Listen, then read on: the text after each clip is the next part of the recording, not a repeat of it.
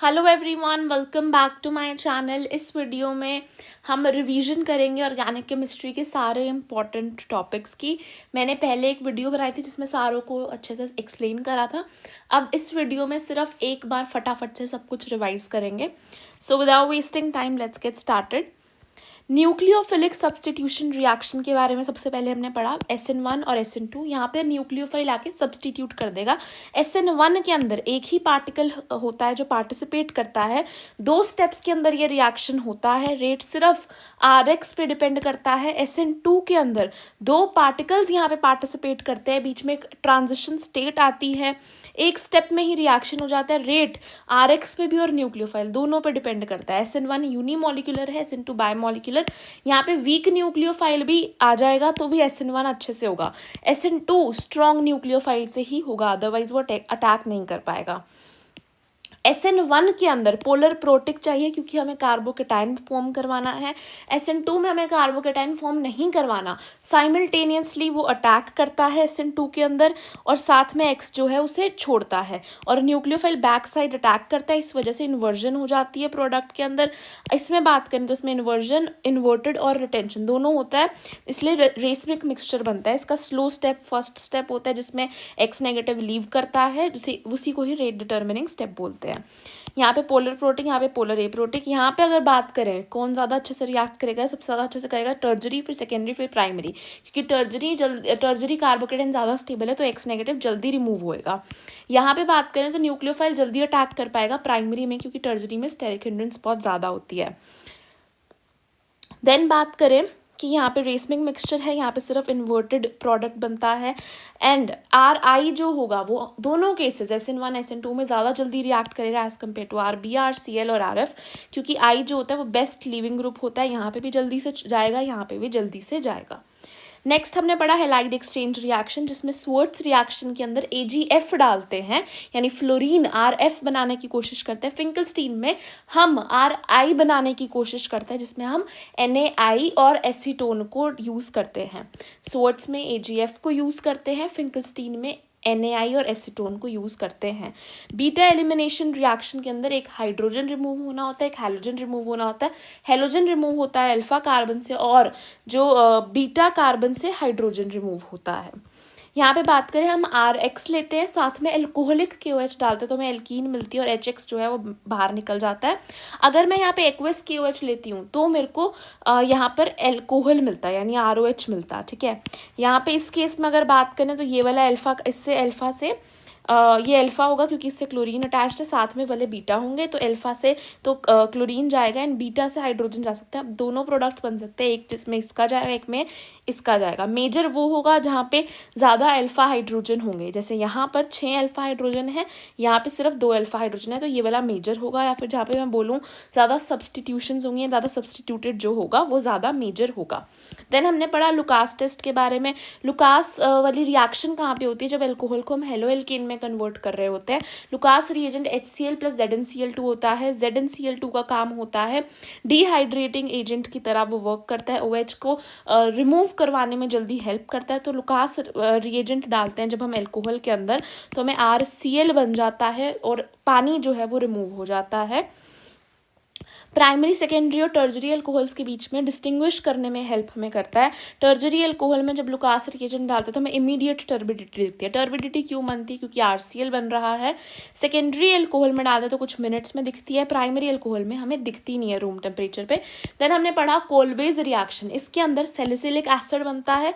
RTR के अंदर salicylic डिहाइड बनता है, OH के साथ CHO लगता है। यहाँ पे दोनों में शुरू जो होता है ये फिनोल से होता है रिएक्शन। इसमें हम कोलबेज में फिनोल में डालते हैं NaOH डालते हैं सबसे पहले, तो हमें सोडियम फिनोक्साइड मिल जाता है। NaOH डालने से पानी रिमूव हो जाता है, ये वाला OH और ये H। NaOH डालने से पानी रिमूव होता है और हमें सोडियम फिनोक्साइड मिलता है। फिर उसमें जब मैं CO2 डालती हूँ तो COH जुड़ जाता है, उसकी वजह से H+ डालती हूँ तो इसकी जगह पे OH बन जाता है, सैलिसिलिक एसिड। तो कोलबेज रिएक्शन में सैलिसिलिक एसिड बनता है फ्रॉम फिनोल, जिसमें हम CO2, NaOH और H+ और हीट का यूज़ करते हैं, बीच में सोडियम फिनोक्साइड भी बनता है। RTR में हम फिनोल से शुरू करके सैलिसिल डिहाइड बनाते हैं, इसमें यूज़ होता है NaOH, CHCl3, CHCl3 आपका क्लोरोफॉर्म होता है, एक्वस NaOH को यूज़ करेंगे, CHCl3 को यूज़ करेंगे और H+ और हीट का यूज़ करेंगे। यहाँ पे बीच में सोडियम फिनोक्साइड तो बनता है, बट CHCl3 डालने से CHCl2 आ जाता है। फिर जब हम NaOH और H+ को ऐड करते हैं तो सैलिसिलडिहाइड मिलता है। देन बात करें एसिडिटी की, ऑर्डर की, तो एसिडिटी जो है वो Ka के डायरेक्टली प्रोपोर्शनल, 1/Pa के directly proportional. Then stability of anion के डायरेक्टली प्रोपोर्शनल। कौन सा एनायन? जो ROH जब H+ को डोनेट करता है, H+ क्योंकि वो डोनेट करता है जो एसिड होता है, तो RO नेगेटिव बनता है। इस एनायन की स्टेबिलिटी पे भी डायरेक्टली प्रोपोर्शनल।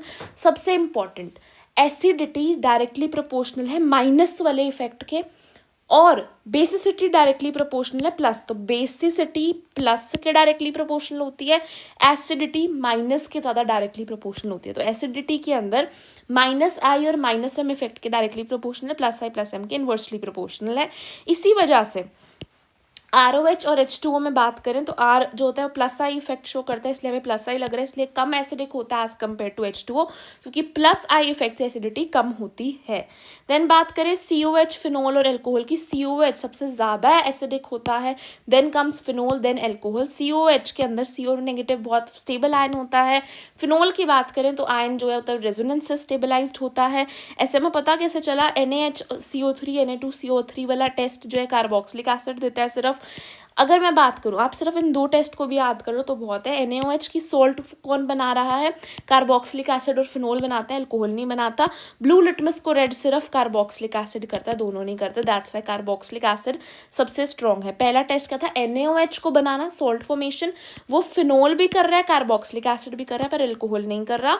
ब्लू लिटमस को रेड में कन्वर्ट सिर्फ कार्बोक्सिलिक एसिड कर रहा है। देन हमने पढ़ा इटार्ड्स रिएक्शन। इटार्ड्स रिएक्शन में हमने टोल्यूइन से स्टार्ट किया, यानी कि बेंजाइल ग्रुप जिसपे CH3 जुड़ा होता है, टोल्यूइन से मैंने स्टार्ट करा। उसमें मैंने क्रोमाइल क्लोराइड डाला, यानी कि CrO2Cl2। मैंने इटार्ड्स रिएक्शन के अंदर CrO2Cl2 डाला है, CrO2Cl2 जो कि होता है क्रोमाइल क्लोराइड, और साथ में सॉल्वेंट डाला है CS2, CrO2Cl2 और CS2। क्या डाला है मैंने? CrO2Cl2 और CS2, इसको मैंने डाला है, यानी क्रोमाइल क्लोराइड को और उसके सॉल्वेंट को। इनको डाला जब मैंने टोल्यूइन के अंदर, तो मुझे मिलता है बीच में क्रोमियम कॉम्प्लेक्स, जिसे मैं कहती हूँ CH रखा होता है, और साथ में आपको 2 H रिमूव होके वहाँ पे ये लग जाता है क्या? OCroHCl2। OCroHCl2 के 2 मॉलिक्यूल्स अटैच हो जाते हैं। जब मैं इसमें हीट और H+ डालती हूँ तो मुझे बेंजल्डिहाइड यानी कि CHO जुड़ जाता है। तो इटार्ड रिएक्शन में टोल्यूइन से हम बेंजल्डिहाइड बना रहे हैं, टोल्यूइन से हम बेंजल्डिहाइड बना रहे हैं। बीच में एक कॉम्प्लेक्स बन रहा है क्रोमियम का, जिसके अंदर CH है और 2 मॉलिक्यूल्स जुड़े हुए हैं OCroHCl2 के। किसके? OCroHCl2 के 2 मॉलिक्यूल्स जुड़े हुए हैं। इसमें हमने क्या यूज़ किया है? पहले CrO2Cl2 को यूज़ किया है, CrO2Cl2 को यूज़ किया है, और CS2 को यूज़ किया है। CS2 यहाँ पे सॉल्वेंट है, CrO2Cl2 क्रोमाइल क्लोराइड है, और हमने क्या यूज़ किया है? H+ को यूज़ करा है और हीट किया है लास्ट स्टेप के अंदर। देन बात करते हैं न्यूक्लियोफिलिक एडिशन रिएक्शन की। इसके अंदर क्या हो रहा है ना, आपका न्यूक्लियोफाइल बेसिकली जाता है, अटैक करता है कार्बन के ऊपर। ये कार्बोनाइल ग्रुप्स के अंदर हो रहा है, यहाँ पे जाके अटैक करता है, एंड जो ये O वाला ये बॉन्ड है ये टूटकर O नेगेटिव बन जाता है। कुछ इस तरीके से हमें दिखाई देगा। जब इसमें H+ डालेंगे तो ये OH बन जाएगा, यहाँ पे न्यूक्लियोफाइल एज इट इज़ रहेगा। ये हो जाता है sp3। स्टार्ट हमने sp2 से किया था। बात करें एल्डिहाइड ज़्यादा रिएक्टिव है एज कम्पेयर टू कीटोन, क्योंकि जब कीटोन होगा तो यहाँ पे भी R ग्रुप होगा। 2 रीजंस हैं, एक तो न्यूक्लियोफाइल अटैक नहीं कर पाएगा इजीली क्योंकि स्टेरिक हिंड्रेंस बढ़ जाएगी। दूसरा रीजन ये R जो है वो +I इफेक्ट को शो करता है, यानी इस कार्बन का जो डेल्टा पॉजिटिव चार्ज है उसको कम कर देगा, उसको इलेक्ट्रॉन दे दे के। दोनों साइड से इलेक्ट्रॉन मिलेंगे तो इसका कम हो जाएगा चार्ज। दैट्स वाई कीटोन जो है इस रिएक्शन न्यूक्लियोफिलिक एडिशन रिएक्शन के अगेंस्ट है या फिर कम रिएक्टिव है इसके लिए। बेंजल्डिहाइड और प्रोपेनॉल की बात करें तो फिर प्रोपेनॉल ज़्यादा रिएक्टिव है। क्यों? बेंजल्डिहाइड के अंदर जो पॉजिटिव चार्ज है वो रेजोनेंस में चला जाएगा, इसलिए उसकी पोलैरिटी जो है वो कम हो जाएगी। देन बात करें रिएक्शन विद HCN। जब हम HCN के साथ रिएक्शन कराते हैं किसी कार्बोनाइल ग्रुप का तो भी इस तरीके से वर्क करता है। यहाँ पे CN नेगेटिव आपका न्यूक्लियोफाइल की तरह एक्ट करते हैं, Cn नेगेटिव अटैक करता है, O नेगेटिव वाला आयन इस तरीके से बन जाता है। फिर जब ये HCN का H जाता है जब मीडियम के अंदर, तो आपका OH और Cn बन जाता है, जिसे हम साइनोहाइड्रिन बोलते हैं। यानी जब HCN को हम रिएक्ट करवाते हैं कार्बोनाइल ग्रुप से तो हमें साइनोहाइड्रिन मिलता है। देन बात करें जब हम रिएक्शन करवा रहे हैं NaHCO3 का, तो यहाँ पे हमारे पास SO3 नेगेटिव जो है न्यूक्लियोफाइल होता है, यहाँ पे ये अटैक करता है और Na पॉजिटिव जाके O नेगेटिव से जुड़ जाता है, फिर प्रोटोन का ट्रांसफर होता है, यानी चेंज होता है, और हमें यहाँ पे OH मिलता है, यहाँ पे OSO2 है। याद रखने वाली बात क्या थी यहाँ पे कि हमने जो कार्बन के साथ सीधा HSO3 ऐसे नहीं जुड़ता, O वाली साइड से जाके जुड़ता है, तो ये जुड़ता है OSO2OH बनाकर, OSO2OH करके O वाली साइड से जाकर जुड़ता है।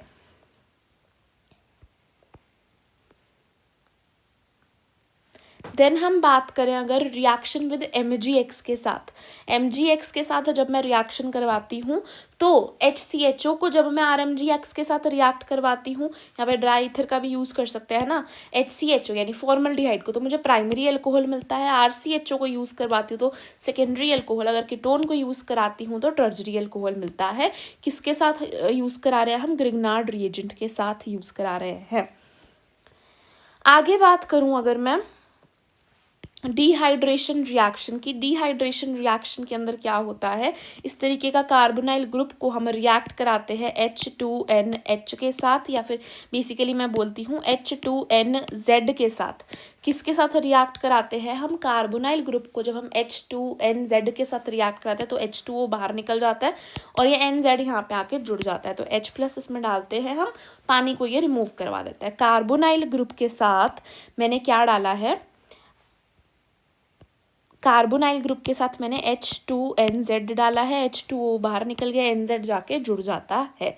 यहाँ पे Z की आपकी डिफरेंट डिफरेंट वैल्यूज हो सकती है। H होगा तो अमोनिया, और यहाँ पे आपके पास बनेगा इमीन। अगर R होगा तो आपको बनेगा अमीन, रिएजेंट का नाम होगा और प्रोडक्ट का नाम होगा शिफ्स बेस।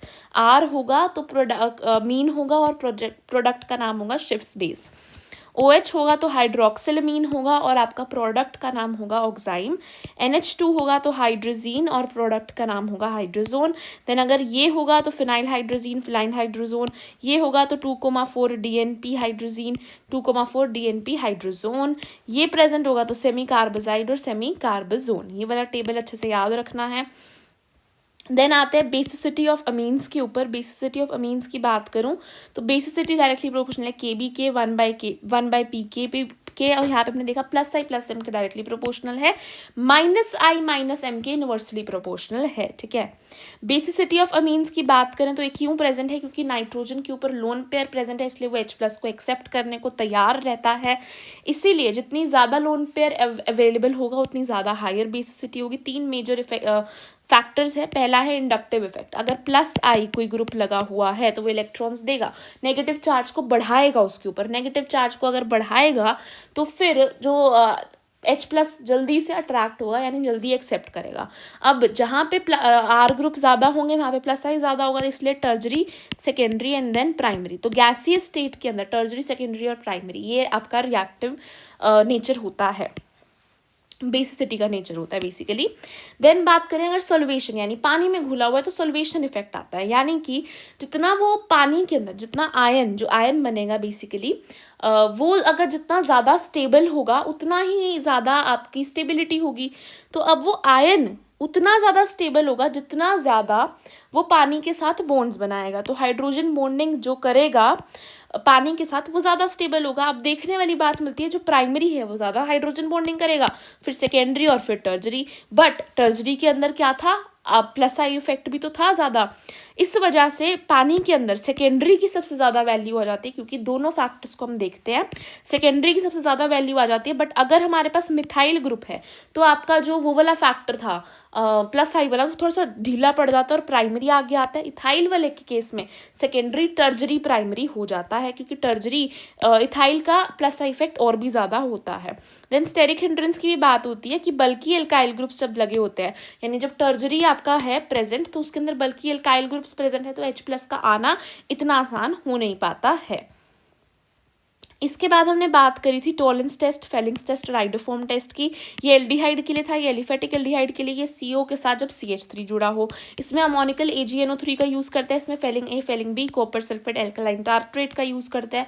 यहाँ पे आयोडीन प्लस NaOH का यूज़ करते हैं। यही सिल्वर मिरर ब्लैक Ag की PPT देता है, ब्रिक रेड CU2O की, ये येलो PPT देता है CHI3 की।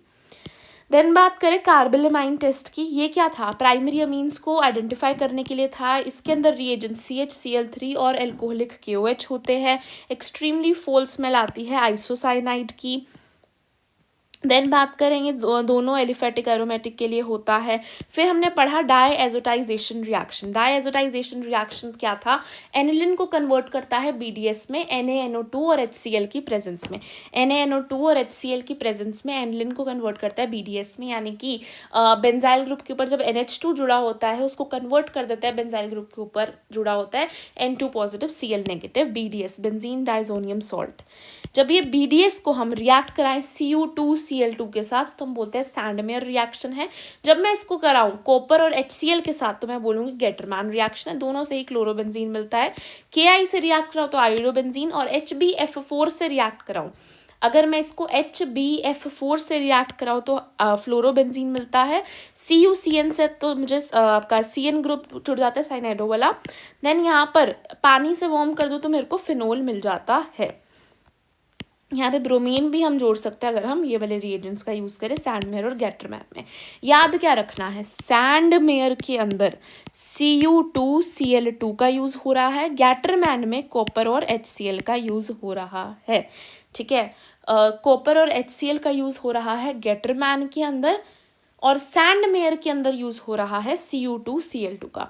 ज्विटरायन कब होता है, जब यहाँ पर अमीनो एसिड के केस में बनता है ज्विटरायन। यहाँ पे बेसिक ग्रुप है, यहाँ पे एसिडिक ग्रुप है NH2 और ROH। ये अमीनो एसिड न्यूट्रल होता है जब ये बेस जो है एक्सेप्ट कर लेता है और ये डोनेट कर देता है H+ को, तो ये आपका जो आयन होता है इसी को ही ज्विटरायन बोलते हैं। हाइजेनबर्ग टेस्ट की बात करें तो ये डिस्टिंग्विश करने में हेल्प करता है प्राइमरी, सेकेंडरी और टर्जरी अमीन के बीच में। बेंजीन सल्फोनाइल क्लोराइड का यूज़ करके, किसका यूज़ करके, बेंजील सल्फोनाइल क्लोराइड का यूज़ करके। हाइजेनबर्ग टेस्ट में हम बेंजीन सल्फोनाइल क्लोराइड का यूज़ करते हैं। इसमें जब मैंने प्राइमरी अमीन डाला तो HCl रिमूव करना है, एक H और एक Cl, और इनको आपस में जोड़ देंगे, ये बन जाएगा हमारे पास। ठीक है, इसमें भी HCl को रिमूव करेंगे, ये बन जाएगा। अब इसके अंदर H ही नहीं प्रेजेंट यहाँ पर, तो कोई रिएक्शन नहीं होता है। अब यहाँ पे क्योंकि H प्रेजेंट है, यहाँ पे नहीं है क्योंकि H रिमूव हो चुका है। किसके पास, तो दो थे ना, एक रिमूव हो गया, एक रह गया। ये इसीलिए सॉल्युबल होता है एल्कली में और ये इनसॉल्युबल होता है एल्कली में। देन हमने बात करी थी बॉइलिंग पॉइंट के बारे में। बॉइलिंग पॉइंट डायरेक्टली प्रोपोर्शनल है मॉलिक्यूलर मास के, इन्वर्सली प्रोपोर्शनल है ब्रांचिंग के। क्योंकि ब्रांचिंग होती है तो सरफेस एरिया कम हो जाता है, वैन डर वाल्स फोर्सेस कम हो जाता है, दैट्स वाई बॉइलिंग पॉइंट जो है वो कम हो जाता है। देन बात करते हैं कार्बोक्सिलिक एसिड की, सबसे हाईएस्ट बॉइलिंग पॉइंट है। देन एल्कोहल्स की होती है, देन एल्डिहाइड कीटोन की, देन ईथर की, देन हाइड्रोकार्बन की। Carboxylic acid, then alcohols, then aldehyde ketone, then ether, then hydrocarbons. Carboxylic acid में क्यों ज़्यादा है, क्योंकि वो डाइमर भी बना रही है, हाइड्रोजन बॉन्ड भी। एल्कोहल के अंदर सिर्फ हाइड्रोजन बॉन्ड बन रहा है। एल्डिहाइड कीटोन में सिर्फ डाइपोल डाइपोल इंट्रैक्शंस हो रहे हैं। ईथर जो है सिर्फ पोलर है। हाइड्रोकार्बन में कुछ भी नहीं हो रहा है। बायोमोलिक्यूल्स की बात करें, बायोमोलिक्यूल्स वो ऑर्गेनिक कंपाउंड्स थे जो कि एसेंशियल थे फॉर लाइफ, है ना। कार्बोहाइड्रेट्स, प्रोटीन्स और वाइटामिन आए थे। पॉलीहाइड्रोक्सी एल्डिहाइड कीटोन को ही हम कहते हैं कार्बोहाइड्रेट्स। मोनोसेक्राइड्स, ओलिगो और पॉली। मोनो में ग्लूकोज फ्रक्टोज, ओलिगो में सुक्रोज माल्टोज लैक्टोज, पॉली में स्टार्च सेलुलोज ग्लाइकोजन आ जाता है। रिड्यूसिंग वो होते हैं जिनके पास फ्री एल्डिहाइडिक कीटोनिक ग्रुप होता है और वो फेलिंग्स रिएजेंट और टोलेंस रिएजेंट को रिड्यूस करते हैं। नॉन रिड्यूसिंग वो जिनके पास कोई फ्री एल्डिहाइड कीटोनिक ग्रुप नहीं होता और वो रिड्यूस नहीं करते हैं। नॉन रिड्यूसिंग शुगर आपकी सुक्रोज होती है, रिड्यूसिंग ग्लूकोज फ्रैक्टोज है। तो याद रखना सुक्रोज जो होती है वो नॉन रिड्यूसिंग शुगर होती है। देन बात करें ग्लूकोज एल्डोहेक्सोज होती है, 6 कार्बन एटम्स होते हैं, एक एल्डिहाइड ग्रुप होता है, 5 OH ग्रुप्स होते हैं। ओपन चेन में भी मिलती है, साइक्लिक चेन्स के अंदर भी मिलती है। देन ये वाला बहुत इंपॉर्टेंट है, ग्लूकोज को जब हमने ब्रोमीन वाटर से रिएक्ट कराया तो ग्लूकोनिक एसिड मिला था। जब हमने इसको CH3CO2O के साथ रिएक्ट कराया था तो हमें ग्लूकोज पेंटा एसिटेट मिला। HNO3 के साथ कराया तो सेक्रिक एसिड मिलता है। देन HI के साथ हीट कराया तो एनहेक्सेन मिलता है, NH2OH के साथ कराया तो ग्लूकोज ऑक्साइम मिलता है, HCN के साथ कराया तो ग्लूकोज साइनोहाइड्रिन मिलता है। ये दिखाता है कि 6 कार्बन एटम प्रेजेंट है, ये दिखाता है कि कार्बोनाइल ग्रुप प्रेजेंट है, ये भी दिखाता है कि कार्बोनाइल ग्रुप प्रेजेंट है, ये दिखाता है कि एल्डिहाइडिक ग्रुप है, ये दिखाता है कि 5 OH ग्रुप प्रेजेंट है, ये दिखाता है कि प्राइमरी OH ग्रुप है, यानी जो ग्रुप है वो प्राइमरी भी है, सेकेंडरी टर्जरी नहीं है। ग्लूकोज के स्ट्रक्चर की बात करें तो ऊपर CHO नीचे CH2OH, ऊपर CHO नीचे CH2OH, ठीक है। यहाँ पे बात करें ये इस साइड से इस तरीके से 4 बीच में आएंगे, ठीक है। 5वां छठा कार्बन तो ये ना, तो बीच में 4 कार्बन्स हैं। 4 कार्बन्स के अंदर हर साइड पे आपका इस राइट साइड पे आपने OH बनाना है, लेफ्ट पे अगर आप H बना रहे हो यहाँ पे हर जगह तो आपका डेक्स्ट्रो हो जाता है, क्योंकि जो लास्ट वाला है उसके अंदर राइट साइड पे OH प्रेजेंट है। अगर आप उल्टा बनाते हो तो लीवो प्रेजेंट होता है ऑन लेफ्ट। याद रखना है सेकेंड वाला जो ऊपर से देखिए सेकेंड वाले में उल्टा है, इन्वर्जन है, यानी OH on the left and H on the right, ठीक है। तो ये ग्लूकोज का स्ट्रक्चर भी अच्छे से याद होना चाहिए। देन प्रोटीन्स की बात करते हैं तो proteins basically alpha amino acids का पॉलीमर होती हैं, पेप्टाइड बॉन्ड से लिंक्ड होती हैं। अमीनो एसिड्स की बात करें तो वो ज्विटर आयन बनाती हैं, एम्फोटेरिक होती है नेचर में, एसिडिक बेसिक का मिक्सचर। बेसिकली एसेंशियल वो होती हैं जो हमारी बॉडी में सिंथेसाइज नहीं होती, हमें डाइट से लेनी होती हैं, वो वाले अमीनो एसिड्स। नॉन एसेंशियल वो जो हमारी बॉडी खुद बना रही है, हमें बाहर से लेने की जरूरत नहीं है। नॉन एसेंशियल का एग्जाम्पल ग्लिसिन, एलेनिन होता है। एसेंशियल वेलिनिन और ल्यूसीन है। वेलाइन और ल्यूसीन आपका एसेंशियल है, ग्लाइसिन और एलेनिन नॉन एसेंशियल है। देन बात करें प्रोटीन के स्ट्रक्चर की। प्रोटीन के स्ट्रक्चर में प्राइमरी, सेकेंडरी, टर्जरी और क्वाटर्नरी स्ट्रक्चर होता है। प्राइमरी में सिर्फ अमीनो एसिड्स की सीक्वेंस होती है, सेकेंडरी में अल्फा बीटा प्लेटेड शीट्स और हाइड्रोजन बॉन्ड्स दिखाई देते हैं। टर्जरी स्ट्रक्चर के अंदर पॉलीपेप्टाइड चेन की फोल्डिंग दिखाई देती है, डाइसल्फाइड बॉन्ड्स और आयनिक इंट्रैक्शंस दिखाई देती है। क्वाटर्नरी स्ट्रक्चर के अंदर मोर देन 1 पॉलीपेप्टाइड चेन की एसोसिएशन दिखाई देती है। फाइब्रस और ग्लोबुलर प्रोटीन की बात करें, फाइब्रस लंबे थ्रेड लाइक होते हैं, ये कॉम्पैक्ट स्फेरिकल होते हैं। फाइब्रस वाटर में सॉल्युबल नहीं होते, ये सॉल्युबल होते हैं। इनका स्ट्रक्चरल रोल होता है, इनका फंक्शनल। इसका एग्जांपल केराटिन है, इसका एग्जांपल इंसुलिन है। विटामिन्स की बात करें, विटामिन्स जो ऐसे ऑर्गेनिक कंपाउंड्स हैं जो हमें बहुत छोटी मात्रा में रिक्वायर्ड होते हैं, इनकी डिफिशियंसी से डिजीजेस हो जाते हैं। फैट सॉल्युबल विटामिन्स वो होते हैं जो कि कीड़ा होता है, बेसिकली KEDA होते हैं। वाटर सॉल्युबल BC होते हैं। फैट सॉल्युबल हमारी बॉडी में स्टोर्ड है और इसका एक्सेस ज़्यादा हो जाए तो हमारे लिए टॉक्सिक हो सकता है। वाटर सॉल्युबल हमारी बॉडी में स्टोर्ड नहीं है, इनका एक्सेस नॉर्मली रिमूव हो जाता है। फिर हम बात करें इनकी डेफिशिएंसी और इनके सोर्सेज की, तो ADE ये सब फैट सॉल्युबल है। ए की डेफिशिएंसी से हमें नाइट ब्लाइंडनेस और जीरोथैलेमिया हो सकता है। जीरोथैलेमिया कोर्निया को हार्डन कर देता है। कैरेट और मिल्क इसका सोर्स है। डी की बात करें तो हमें रिकेट्स हो सकता है। ई से हमें स्टेरिलिटी यानी स्टेराइल हो सकते हैं। के की कमी से एक्सेस ब्लीडिंग, क्योंकि क्लोटिंग का काम विटामिन के करता है। B1 की कमी से बेरी, B12 की कमी से परनीशियस एनीमिया, सी की कमी से स्कर्वी हो सकता है। सोर्सेज में ए के अंदर कैरेट मिल्क था, डी के अंदर सनलाइट फिश ऑयल है, ई का सोर्स होता है वेजिटेबल ऑयल। ई का सोर्स क्या है? Vegetable oil. के का सोर्स क्या होता है? ग्रीन लीफी वेजिटेबल्स होती हैं। B1 का सोर्स सीरियल्स होते हैं। B12 का मिल्क और एग्स होते हैं। सी का विटामिन सिट्रस फ्रूट्स होते हैं बेसिकली, ठीक है। देन बात करें न्यूक्लिक एसिड्स, बेसिकली न्यूक्लियोटाइड्स के पॉलीमर्स हैं। DNA RNA हो सकते हैं। न्यूक्लियोसाइड सिर्फ शुगर के साथ नाइट्रोजन बेस लगा हुआ है। न्यूक्लियोटाइड, जब न्यूक्लियोसाइड में ही मैंने फोस्फेट ग्रुप जोड़ दिया तो न्यूक्लियोटाइड हो गया। इनके एग्जाम्पल दिए हुए हैं। देन न्यूक्लिक एसिड के कॉम्पोनेंट्स की बात करें तो शुगर बेसिकली आपका राइबोज या डीऑक्सीराइबोज हो सकता है। अगर राइबोज है तो RNA है, डीऑक्सीराइबोज है तो DNA है। नाइट्रोजन बेसिस आपके प्यूरिन्स और पिरामिडीन्स दो होते हैं। प्यूरिन्स AG होते हैं, पिरामिडीन्स CTU होते हैं। G और C के बीच में ट्रिपल बॉन्ड होता है। A और T में आपका डबल बॉन्ड होता है, ठीक है। A और G आपके प्यूरिन्स हैं, C और T आपके पिरामिडीन्स होते हैं। अब RNA है तो T को यूरेसिल से रिप्लेस कर देते हैं, यानी U से रिप्लेस कर देते हैं। और साथ में आपका न्यूक्लिक एसिड में फोस्फोरिक एसिड भी प्रेजेंट होता है। DNA और RNA की बात करें तो DNA जेनेटिक मटेरियल है, डबल स्ट्रैंडेड होता है। यूजुअली RNA प्रोटीन सिंथेसिस करता है और DNA मटेरियल होता है सिर्फ वायरसेस में, और ये सिंगल स्ट्रैंडेड होता है। थाइमीन सिर्फ DNA में प्रेजेंट है, यूरेसिल सिर्फ RNA में प्रेजेंट होता है। अब आते हैं towards the reactions. Grignard reaction क्या थी? CHO को OH में कन्वर्ट कर रही है, यानी RMGX के साथ जब मैंने फॉर्मल्डिहाइड लिया प्राइमरी अल्कोहल मिला, साथ में ड्राई ईथर H3O+ भी ले सकते हो। और अगर मैंने एल्डिहाइड लिया ग्रिग्नार्ड रिएजेंट के साथ तो सेकेंडरी अल्कोहल मिला, कीटोन लिया तो मुझे टर्शरी अल्कोहल मिला। वर्ड्स रिएक्शन के अंदर दो RX लिए और साथ में 2 Na लिए, NaX बाहर निकल गया, RR आपस में जुड़ जाते हैं, इसमें भी ड्राई ईथर की जरूरत होती है। फिटिंग में हमने सिमिलरली यहाँ पे एलिफेटिक था, यहाँ पे दोनों एरोमेटिक लिए और इनको जोड़ दिया। वर्ड्स फिटिंग में एक एरोमेटिक लिया और एक हमने नॉर्मल आपका एलिफेटिक लिया, ठीक है। तो आपका इस तरीके से दोनों आपस में जुड़ जाएंगे। फिंकलस्टीन रिएक्शन में हम I डालना चाह रहे हैं, NaI एसीटोन का यूज़ करेंगे। स्वर्ट्स रिएक्शन में मैं F डालना चाह रही हूँ, AgF का यूज़ करूँगी, ठीक है। देन कोलबेज इलेक्ट्रोलिसिस के अंदर हमने क्या किया है, 2 RCO नेगेटिव लिया है, उसको मैंने इलेक्ट्रोलिसिस के अंदर करा तो मेरे को RR मिल गया और CO2 बाहर निकल गया, ठीक है, कोलबेज इलेक्ट्रोलिसिस के अंदर। HVZ रिएक्शन के अंदर क्या होता है, कुछ नहीं करना, एसिड आपको दिया होगा, एसिड में ब्रोमीन डालने पर आपका अल्फा कार्बन पे जाके अटैच हो जाएगा, यानी एसिड लिया है उसमें ब्रोमीन डालेंगे तो आपका अल्फा कार्बन पे जाके अटैच हो जाएगा। HVZ रिएक्शन हेल-वोल्हार्ड ज़ेलेंस्की रिएक्शन के अंदर एसिड में ब्रोमीन डालने पे वो अल्फा कार्बन पे जाके अटैच हो जाएगा। अल्फा कार्बन कौन सा, जो फंक्शनल ग्रुप के साथ हो, इसका एक हाइड्रोजन चला जाएगा वैलेंसी को पूरा करने के लिए और ब्रोमीन जाके जुड़ जाएगा, ये HBr साथ में बाहर निकल जाएगा, ठीक है।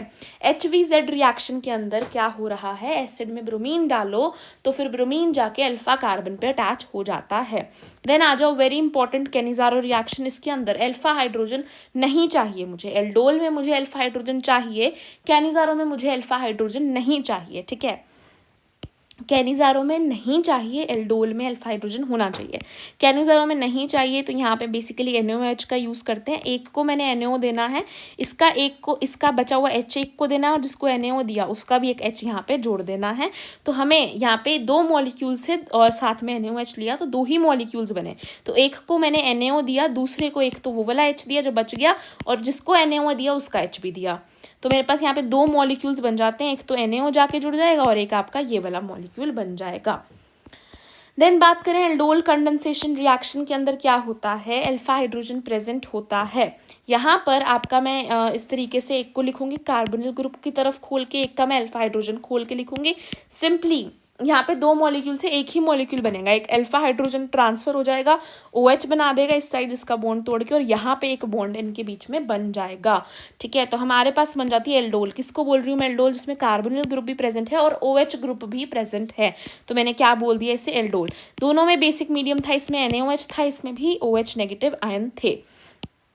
कैनिजारो में अल्फा हाइड्रोजन एब्सेंट होना चाहिए, एल्डोल कंडेंसेशन में अल्फा हाइड्रोजन प्रेजेंट होना चाहिए। एल्डोल में हुई अल्फा हाइड्रोजन का ट्रांसफर है, कैनिजारो में एक को NaO देना है और उसका H और एक NaO का H दोनों एक को दे देना है और 2 मॉलिक्यूल्स बनेंगे। एल्डोल्स में 2 से एक ही मॉलिक्यूल बन रहा है जो कि एल्डोल है।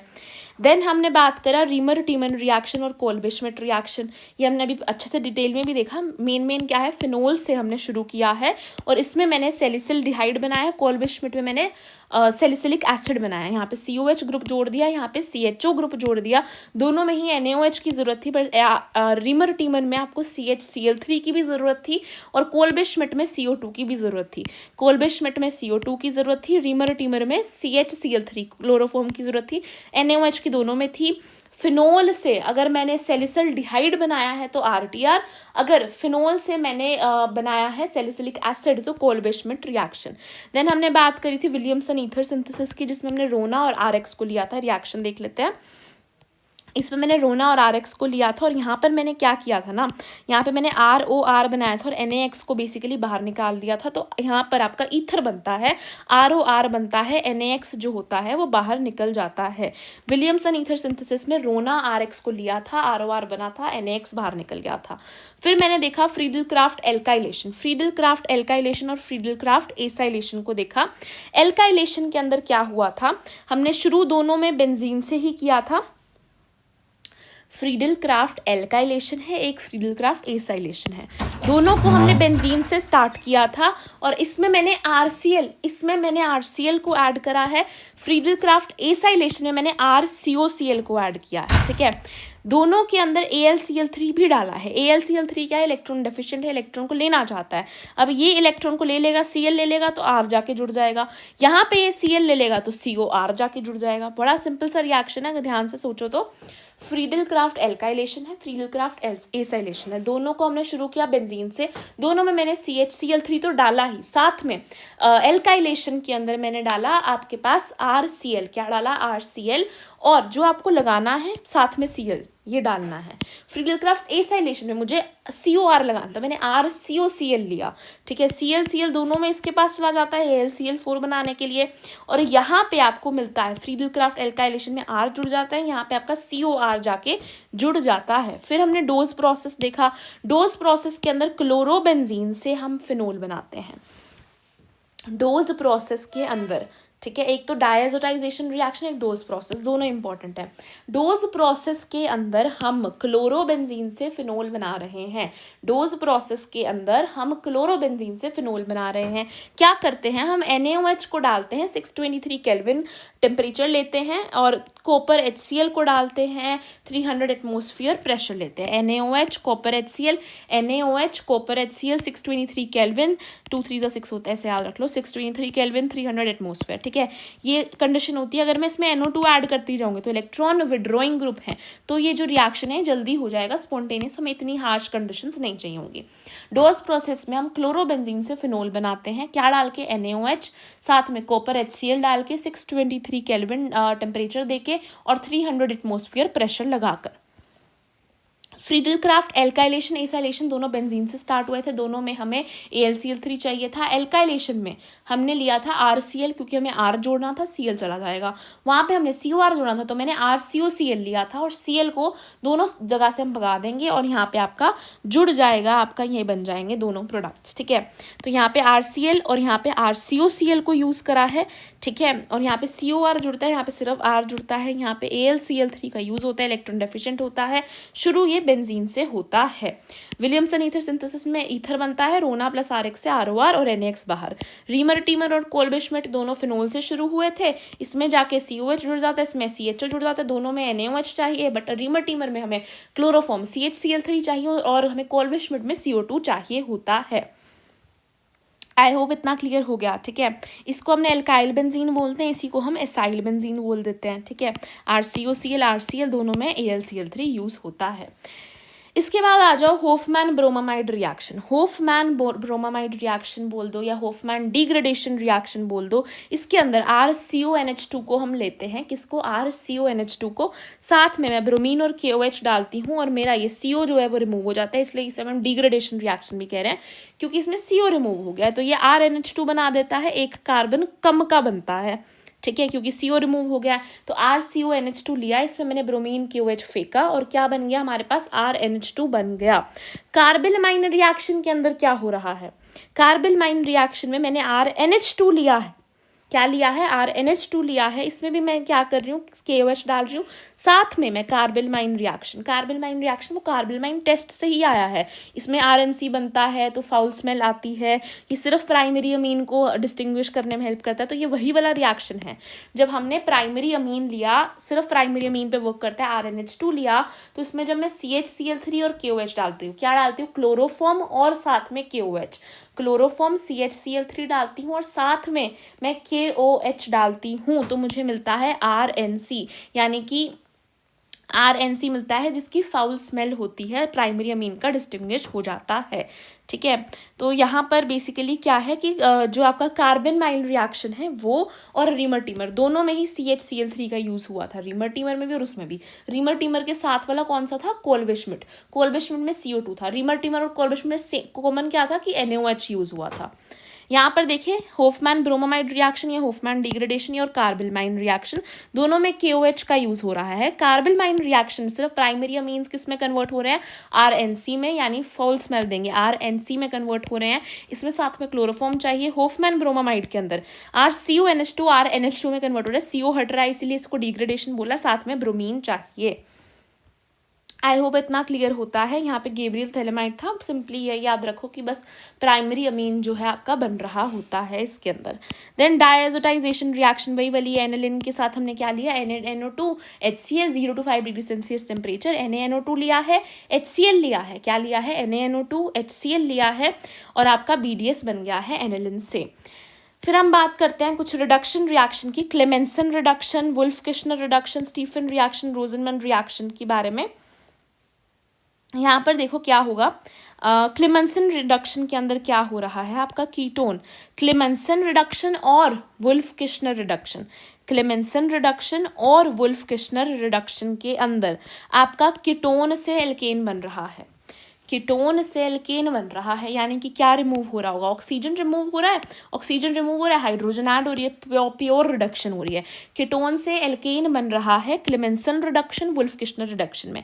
क्लेमेंसन रिडक्शन में हमें HCl और Zn मर्क्यूरी चाहिए होता है, वुल्फ किश्नर रिडक्शन में हमें NH2 और KOH चाहिए होता है। देन बात करते हैं स्टीफन रिएक्शन की। स्टीफन रिएक्शन के अंदर RCN के साथ जब मैं HCl ऐड कर रही हूँ, देखो यहाँ पे स्टीफन रिएक्शन और रोजनमन रिएक्शन की बात करते हैं, रोजनमन रिडक्शन और स्टीफन रिएक्शन। इसके अंदर क्या हो रहा है, हम एल्डिहाइड को बना रहे हैं। स्टीफन रिएक्शन में RCN से एल्डिहाइड बन रहा है, रोजनमन में RCOCl से एल्डिहाइड बन रहा है। इसमें मुझे HCl की ज़रूरत होती है, इसमें barium sulphate plus hydrogen palladium की ज़रूरत होती है। फिर इटार्ड रिएक्शन जो हम पहले पढ़ाए, टोल्यूइन था, CH3 जुड़ा हुआ था, उसमें क्या डाला था, CrO2Cl2, साथ में CS2 डाला था, तो बीच में हमें एक कॉम्प्लेक्स मिला था, क्रोमियम का कॉम्प्लेक्स, फिर उसमें H+ डाला तो हमें सिंपली बेंजल्डिहाइड मिल गया था। वो क्रोमियम का कॉम्प्लेक्स कैसा सा था, CH2 और यहाँ पे आपका CH और यहाँ पर आपका क्या जुड़ गया था, CrO Cl2H2, है ना।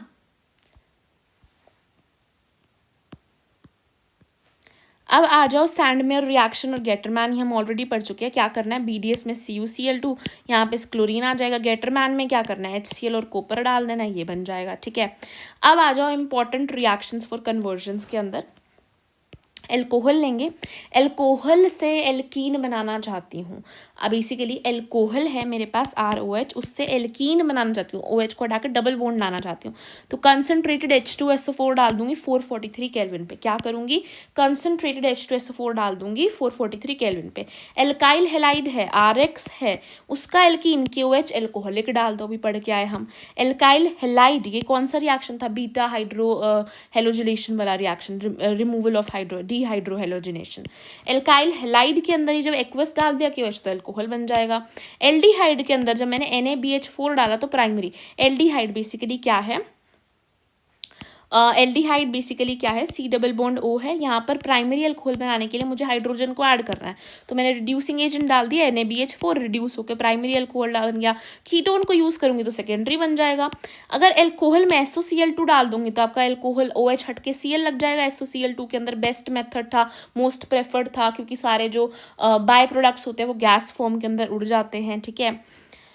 देन बात करते हैं एल्काइल हेलाइड की। एल्काइल हेलाइड समझ रहे हो, RX, इमेजिन करो एल्काइल हेलाइड के अंदर जब मैं KCN डाल दूं, एल्काइल हेलाइड के अंदर जब मैं KCN डाल दूं तो नाइट्राइल बन जाएगा, RCN बन जाएगा, सिंपल, KX बाहर निकल आएगा। नाइट्राइल है, अब मेरे पास क्या है, नाइट्राइल यानी RCN है। इस RCN के अंदर अगर मैं पानी के साथ हाइड्रोलिसिस करा दूं तो एसिड बन जाएगा, बड़ा ईजी है, सोच भी पा रहे हैं ना। CN के अंदर हाइड्रोलिसिस करा दी तो COOH बन जाएगा। देन बात करें एल्डिहाइड से एसिड बनाना है। अब क्या कर रही हूँ मैं, एल्डिहाइड से एसिड बनाना, तो बड़ी ज़्यादा ही ऑक्सीडेशन करनी पड़ेगी क्योंकि हम O डालना चाहते हैं, एक और है ना। तो मैंने एक स्ट्रॉन्ग ऑक्सीडाइजिंग एजेंट डाल दिया KMNO4। अब मैंने टोल्यूइन से बेंजोइक एसिड बनाना है, सेम सा रिएक्शन है, तो KMNO4 डाल दिया, हॉट एल्कलीन।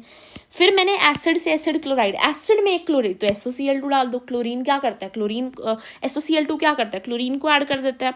फिर नाइट्राइल है, नाइट्राइल क्या था आपका, RNC था, है ना। इसमें मुझे अमीन बनाना है, अमीन बनाना है, NC को बेसिकली NH2 में कन्वर्ट करना है। एक कार्बन भी ज़्यादा बन जाता है यहाँ पे क्योंकि वो NC था, कार्बन नहीं हटता, वो कार्बन के साथ ही एक NH2, बहुत सारी हाइड्रोजन ऐड करवानी है ना। आप सोचो वो कार्बन के साथ भी और हाइड्रोजन जुड़ेंगी, वो नाइट्रोजन साथ भी हाइड्रोजन जुड़ेंगी, तो मेरे को बेसिकली बड़ी सारी 4 हाइड्रोजन ऐड करानी है। तो मैं लिथियम एल्यूमिनियम LiAlH4 का यूज़ करती हूँ। किसका यूज़ करती हूँ, LiAlH4 का यूज़ करती हूँ। फिर मैं अमाइड RCONH2, इसमें CO मैं अमीन बनाना चाहती हूँ इसके अंदर, तो मैं CO हटाने के लिए क्या यूज़ करूँगी, ब्रोमामाइड डिग्रेडेशन वाला, होफमैन डिग्रेडेशन, Br2KOH डाल दूंगी। देन मेरे पास नाइट्रो ग्रुप जुड़ा हुआ है, RNO2 है, इससे मैं अमीन बनाना चाहती हूँ। NO2 से मैं NH2 बनाना चाहती हूँ, तो मैं HCl और टिन डाल दूंगी। HCl और टिन से बेसिकली ये क्या बन जाएगा, NH2 बन जाएगा। ये भी एक रिडक्शन रिएक्शन है, क्योंकि O रिमूव करवा के हम H डलवा रहे हैं। एसिड क्लोराइड की बात करूँ अगर, एसिड क्लोराइड यानी RCOCl से मैं अमाइड बनाना चाहती हूँ, यानी RCONH2। अब अमाइड से अगर मुझे NH2 बनाना है तो अमाइड से NH2 भी बना सकती हूँ, कैसे, होफमैन ब्रोमामाइड डिग्रेडेशन करके। तो RCOCl से RCONH2 यानी एसिड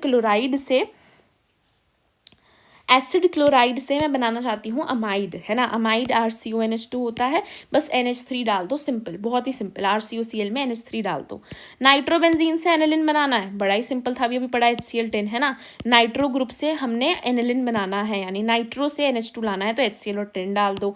एनिलिन से BDS, NaNO2 HCl 0 to 5 degree Celsius temperature. BDS से फिनोल, पानी, BDS से फिनोल मैंने अभी पढ़ाया था आपको, BDS से फिनोल में पानी डालना है वार्म करके, है ना। फिर फिनोल से ईथर बना रहे हैं, ये रिएक्शन ध्यान से देखना, भूल जाते हैं बार बार। फिनोल यानी कि OH ग्रुप जुड़ा हुआ है, उससे मुझे ईथर बनाना है, तो मैं क्या कर दूंगी, RX डाल दूंगी और NaOH डाल दूंगी, RX और NaOH। फिर अगर मेरे को बेंजीन से नाइट्रोबेंजीन बनाना है, ये भी आपका रिएक्शन यूज होता है कन्वर्जन में, बेंजीन और नाइट्रोबेंजीन में कन्वर्ट करना है, तो कंसनट्रेटेड HNO3 डाल दूंगी या H2SO4 डाल दूंगी। That's it, thank you for watching.